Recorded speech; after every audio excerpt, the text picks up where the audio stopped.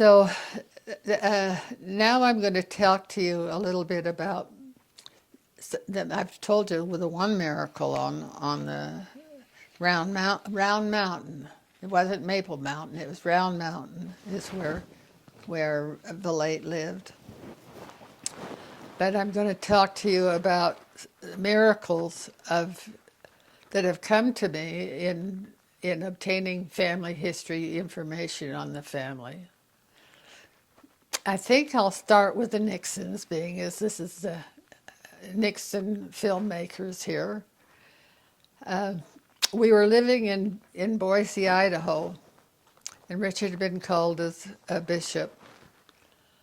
And one time he came home from his meeting, and I had received some information from Ernest Whitehead. And in it was a letter from a descendant of William Abraham Nixon. And her name was Emily Osborne. And she was looking for relatives of James W. Nixon I. And through that letter, I was able to trace part of the family to a place in Tennessee. Now, I should be able to bring up the place in Tennessee, but I can't remember right off.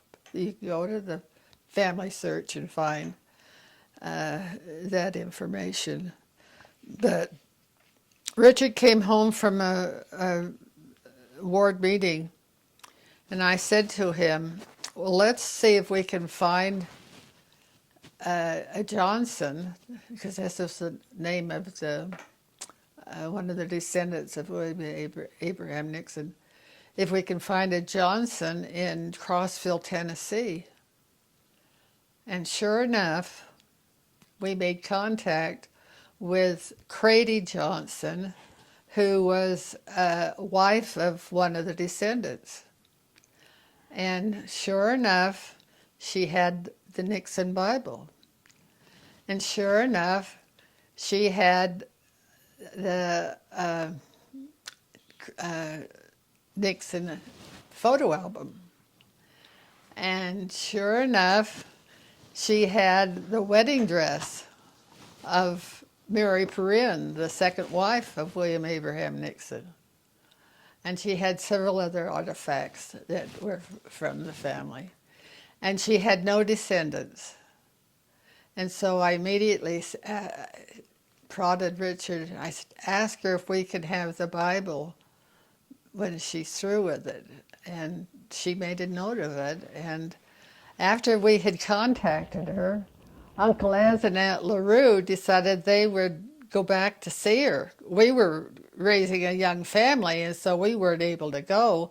Uncle Ez and Aunt LaRue were retired and had time to do this. So they went back and on several occasions and visited with Crady.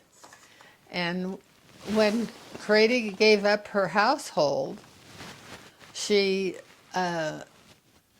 sent all these artifacts to Aunt LaRue. And she said to Aunt LaRue that I was to have the Bible.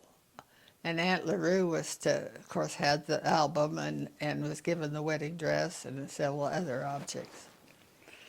And so that was an eventful phone call, contacting Crady Johnson. I mean, do you know how many Johnsons there are in the United States? It was just unreal that we were able to, the first phone call, we were able to find them in this Crossville, Tennessee. And the only reason we knew it was Crossville, Tennessee was from the research that Ernest Whitehead had done in years past. So this bit of information helped me to find a good many of the descendants of William Abraham Nixon. It's really unreal.